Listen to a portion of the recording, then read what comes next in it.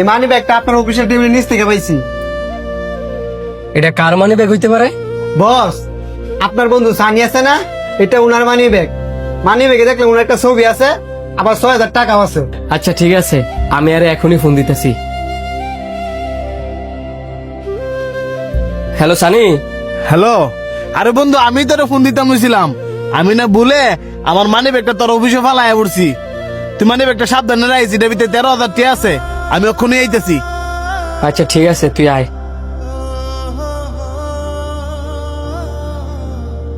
এইসব লুবি কর্মচারী তুই তোর ব্যবসা রাখছস?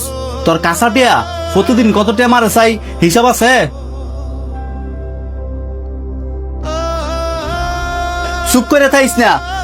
এই অল্প কটা টিয়া লুবি সামলাইতে পারছ না, বেশি টিয়া সামনে বললো কি করবো বুঝতেছস? কি করতাম? আমি মানুষে বিশ্বাস করি, এটাই হচ্ছে আমার সবচেয়ে বড় ভুল। এই ভুল যদি বারবার করো, আজকাল ৭,০০০ টিয়া মারছে, অন্যদিন যখন ৭ লাখ টিয়া মেরে দিব, পরে কি করবা? এই পৃথিবীর মানুষগুলারে বুঝা বড় হইতে হয়।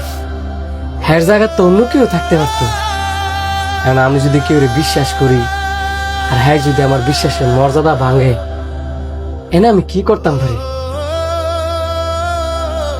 আমি তো আর মানুষের মনের খবর কইতে পারতাম না যে কার মনের ভিতরে কি আছে। কেউ মনের খবর কেউ কইতারে না, তাই বললে কি যাচাই বাছাই করে লইতি না? তুই অনাহের জিগা টিয়াগুলা করে রাখছে।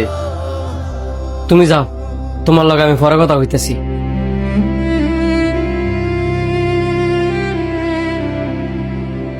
এই ধর, দেখ তোর টিয়া ঠিক আছে কিনা।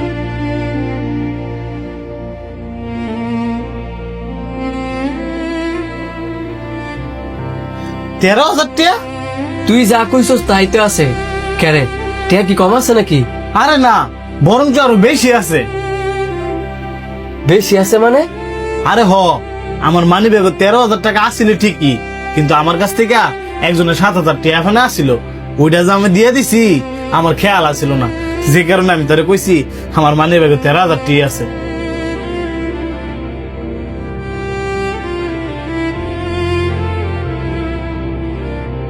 তুই আমার আগে কবি না?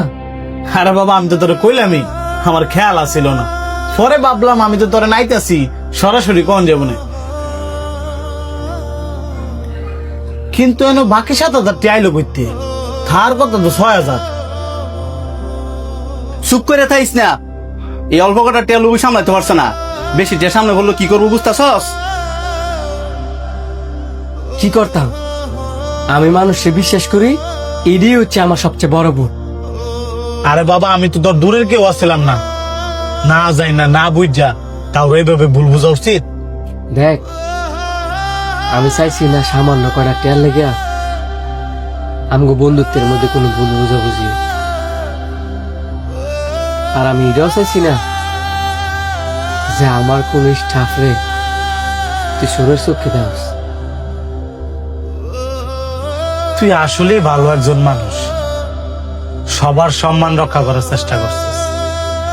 তারপরেও ভালো করে যাচাই বাছাই করে বিচার করা উচিত।